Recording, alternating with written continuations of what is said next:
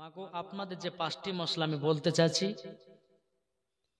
মাদেরকে বলছে মা 1 নম্বর মশলা হলো যে ঠোঁটে লিপস্টিক দেওয়া যাবে কি যাবে না। অনেকে মহিলারা আছে ঠোঁটে লিপস্টিক দেয়, কিন্তু মায়েদেরকে বলো মা এই লিপস্টিক ঠোঁটে দিবেন না, একবারে পাকা গল গলে হারাম।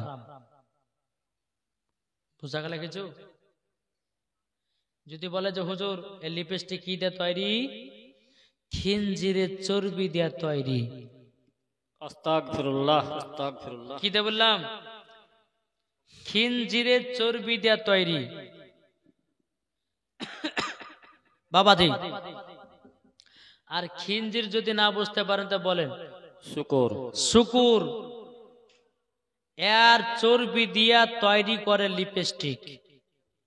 আর বৈজ্ঞানিকেরা এই লিপস্টিকে ক্যামেরাতে সার্চ করে দেখছে বাবা এই লিপস্টিকে সাদা সাদা ঘিনে ঘিনে পোকা, যেটা মহিলারা চোখে দেখতে পায় না। নাউযুবিল্লাহ আস্তাগফিরুল্লাহ। জি, তাই মায়েদেরকে বলছে মা ঠোঁটে কেউ লিপস্টিক দিবেন না, এতে ক্যান্সারের ঝুঁকি হতে পারে।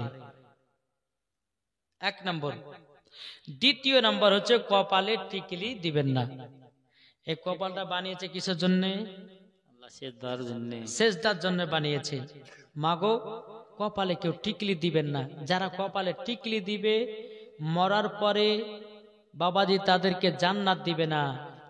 একদল নারী ছিল বাবাজি হযরতে ইব্রাহিম খলিলুল্লাহ জামানাতে, যখন ইব্রাহিম খলিলুল্লাহকে আগুনে নিক্ষেপ করা হলো, তো বাবাজি মুসলমান সোনা মানিক তখন কিন্তু বাবাজি ইব্রাহিম খলিলুল্লাহকে জ্বলন্ত আগুনে তুলে ফেলতে পারে না। কেন?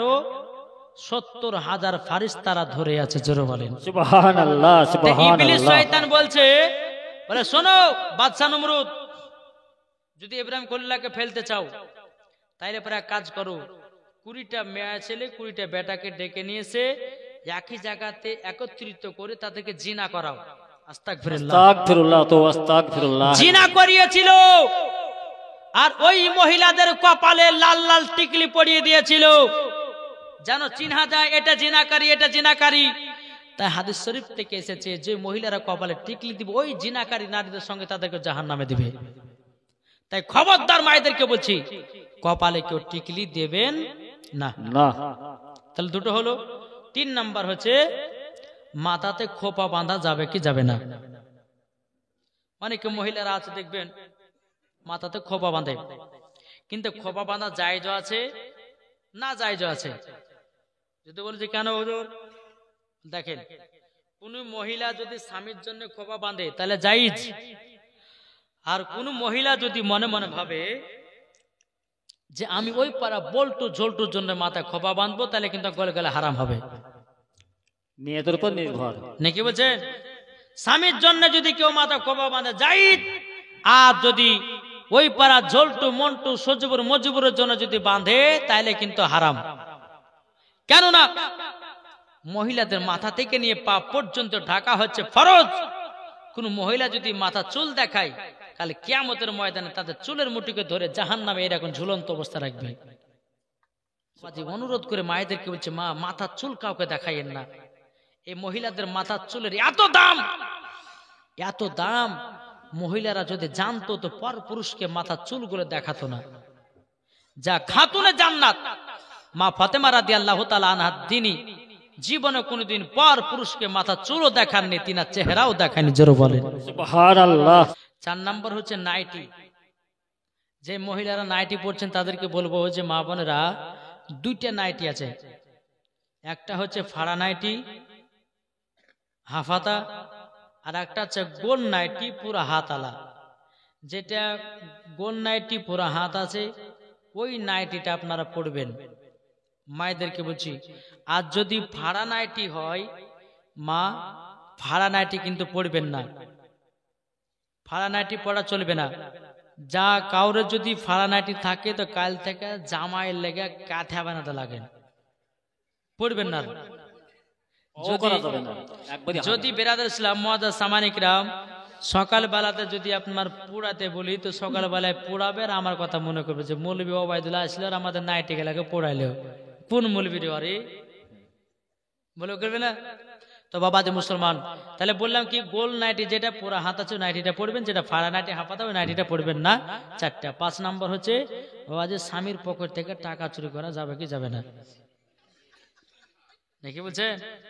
অনেক মহিলা বাবা যে স্বামীর পকেটে টাকা চুরি করে, দেখেন মহিলারা আর করছে না ওরাই, তবু বলে দিয়ে এখানকার মহিলা না করলে অন্য জায়গার মহিলারা করে নাকি গো? তো মহিলারা দেখবেন 1 টাকা থেকে 2 টাকা, 2 টাকা থেকে 3 টাকা করে কিভাবে টাকা জমাতে হয় কিন্তু ভালো করে জানা আছে। স্বামীর পকেট থেকে 100-200 করে লিয়ে যখন 15,000 টাকা হবে, তো স্বামীকে বলবে মিষ্টি হতে, স্বামী গো বহুত মারবার জানি, একটু যেতে দেন না, এত মিষ্টি ভাবে বলবে। স্বামী বাবা যে না যেতে, ঠিক আছে যাবি তো যা যা যা, 2 দিনের বসে থাকবি না, ঠিক আছে। 15,000 টাকা বাইধে নিয়ে বাড়ি চলে গেল বাপের বাড়ি। 2 দিন পরে এসেছে গলাতে একটা হার, সোনার হার। তো স্বামী বলছে, হ্যাঁ রে বেবি, তোকে সোনার হার কে দিল? স্যার বলেন আমার আব্বা দিয়েছে। নাকি কার নাম করে? আব্বার নাম করে। টাকাটা নিল স্বামীর পকেট থেকে, নাম করছে আব্বা, তাহলে আবার স্বামীকে আব্বা বলছে না? কি গো, চরম ভুল, চরম ভুল। তাহলে ভুল কে বল না? চরম ভুল। তাই মায়েদেরকে বলছে, মা বোনেরা, টাকা যদি প্রয়োজন হয়, আল্লাহ পাক আল্লাহ তাআলা মহিলাদের মুখে এমন একটা বাবাজি সুর দিয়েছে, যদি সুরের মাধ্যম দিয়ে যদি স্বামীর কাছে টাকা চায়, 200 চান তো 500 টাকা দিবে, কিন্তু চাহার টেকনিক জানতে হবে। একটা মহিলার বাবাজি মুখে কোনো রস নাই নাকি বলছে? হ্যাঁ, বেরাদুল ইসলাম মাদ্রাসা মানিক না, হয়তো অনেক মহিলা বলছে, একটা মহিলা এমন ভাবে চাহাবে, বুঝলেন, স্বামী গো, ও স্বামী আমার কিছু খাইনি, 200 টাকা দেন না, খুব ভালো গো আপনি গো, দেন না গো, দেন না। এরা চাহলে পরে দিবে কি দিবে না? জি। আর দেয় কালুর আব্বা, দেন তো 200 টাকা দিবে। যদি 200 চান তো আপনাকে পকেটে 50 টাকা বাহির করে দিবে। তাই মায়েদেরকে বলছি, মা ভালোবাসার সহিত চাবেন, দেখবেন প্রত্যেকটা স্বামী টাকা দিবে, পকেট থেকে টাকা নেওয়ার কোনো প্রয়োজন নাই। তাহলে বাবা যে 5টা হয়ে গেল। যুবকদের জন্য আমি যেটা বলছিলাম, 4টা সুন্নতি খাবার খাবেন। কটা বললাম? 4টা সুন্নতি খাবার। তো সুন্নতি খাবার কি বাবাজি? 1 নাম্বার হচ্ছে মধু। মধু খেয়েছেন? খুব ভালো। কিন্তু মধু কিন্তু বাবাজি মুসলমান সোনা মানিক আমরা খাই, কিন্তু নিয়ম জানি না। একজন ব্যক্তি বাবাজি ডাক্তারের কাছে গেছে, যাওয়ার কাছে বলছে যে ডাক্তার 3 দিন ধরে পায়খানা হয়েছে না, তো কি করব? তো ডাক্তার বলছে এক কাজ করে, মহলমটা লেও, পায়খানা দ্বারা লাগাই, সকালবেলা পায়খানা ক্লিয়ার হবে। বুঝতে পেরেছেন? তো এই পাগলা কি করেছে, মহলম লিয়ে যে 2 লাখ টাকাতে পায়খানা বাথরুম বানিয়েছে, পায়খানা গেটে যে 4 সাইডে মহলম লাগালছে। সকালবেলা পায়খানাতে বসে আছে, পায়খানা হয় না, কি ব্যাপার? ডাক্তারের কাছে যাই, ডাক্তার বাবু 500 টাকাতে মহলম দিলেন আপনি বলে সকালবেলা ক্লিয়ার পায়খানা হবে, তো কই পায়খানা? 2 ঘন্টা ধরে পায়খানা বসেছে, পায়খানা নাই কেন? ডাক্তার বলছে, আশ্চর্য ব্যাপার, যে ওষুধ দিলে তারই কাজ হয়, ইয়ারা হয় না মানে? আচ্ছা তুমি মহলমটা কথা লাগে কেন? পায়খানা গেটে, আচ্ছা পায়খানা হবে। তো বাবাজি মুসলমান সোনা মানে একটা কথা বলি, ঠিক জায়গাতে কাজগুলো কাজে লাগাবেন, অবশ্যই কাজে দিবে নাকি বলছে? জি। তো বাবাজি মুসলমান, তাহলে 1 নাম্বার হচ্ছে মধু। ফজর নামাজ পড়বেন, নামাজ পড়ার পরে হাতে তাইলাতে মধু লিবেন, মধু নেওয়ার পরে জিভা দিয়ে চেটে চেটে খাবেন। এটা হচ্ছে আমার নবী পাকের সুন্নাত, জোরে বলেন সুবহানাল্লাহ, সুবহানাল্লাহ। যারা মধু পান করবে জীবনও তাদের যৌবন কাল কমবে না। ওই যুবক ছেলেকে বাবা ডাক্তারের কাছে যাওয়া লাগবে না। সুবহানাল্লাহ। এখন প্রত্যেকটা ইয়ং ছেলে বলছে, ডাক্তার বাবু আপনি ছাড়া কোনো গতি না, ওষুধ দেন। আমি 100% বলছি, এটা আমার কথা নয়, আমার নবী মুস্তাফা বলেছে, জোরে বলেন সুবহানাল্লাহ। আবার সুবহানাল্লাহ। 3 নাম্বার হচ্ছে কালো জিরা, 2 নাম্বার হচ্ছে কালো জিরা। কি বললাম? কালো জিরা। কালো জিরা যদি কোনো পুরুষ যদি কালো জিরা যদি আপনি খেতে পারে মধুর সঙ্গে মিশিয়ে, ইনশাআল্লাহ দেখবেন আপনার জীবনে কোনো দিন যৌবনকাল কমবে না। 3 নাম্বার হচ্ছে খেজুর। আমরা খেজুর খাই সব সময়, কিন্তু নিয়ম জানি না। খেজুরটা খাবেন সকাল বেলাতে ফজর নামাজের পর, 4টা হোক 6টা হোক খেজুর খেলেন, 1 গ্লাস পানি পান করলেন। আমার নবী মুস্তাফা বলছে তার জীবনে যৌবনকাল কমবে না, জোরে বলেন সুবহানাল্লাহ। 4 নাম্বার হলো রাত্রে বেলা যখন বিছানায় শুবেন বাবাজি 1 গ্লাস দুধ পান করবেন।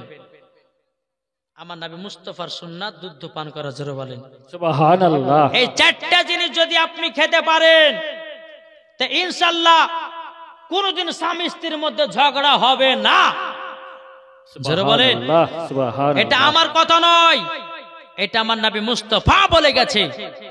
আর 5 নম্বর আর একটা মেন কথা বলে যে আপনাকে, আমার নবী বলছে যারা মুখে দাড়ি রেখেছে তাদের জীবনে যৌবনকাল কমবে না। যারা বলেন সুবহানাল্লাহ, জি, সুবহানাল্লাহ। আমার নবী বলছে যাদের মুখে দাড়ি থাকবে তাদের জীবনও যৌবনকাল কমবে না, কমবে না, কমবে না, কমবে না। সুবহানাল্লাহ। তাহলে বলুন দাড়ি রাখলে পরে লাভ না লস? লাভ। এখন তো বাবা যে মহিলারা দাড়িওয়ালাকে বিয়ে করছে না, নো। ঠিক না? বলছে হুজুর দাড়িওয়ালাকে বিয়ে করবো না। বলছে কেন? বলছে দাড়িওয়ালাকে বিয়ে করবো না এই কারণ জন্য, দাড়িওয়ালাকে বিয়ে করলে বোরকা পিনতে কি দরকার আছে? কিন্তু মাকে বলবো মা, একজন দাড়িওয়ালাকে বিয়ে করলে পরে তোমার জীবন ধন্য হবে। একজন নমাজিকে যদি বিয়ে করেন মা, আপনার জীবন ধন্য হবে। ও মা জননী, একজন কোরআন পড়নেওয়ালা ছেলেদেরকে যদি বিয়ে করো মা, আপনার জীবন ধন্য হবে। আর যদি ফ্রি ফায়ার পাবজি ওয়ালাকে বিয়ে করো তাইলে 1 মাসের ভিতরে তালাক দিয়ে বাড়ি থেকে বিদায় দেবে। ঠিক না?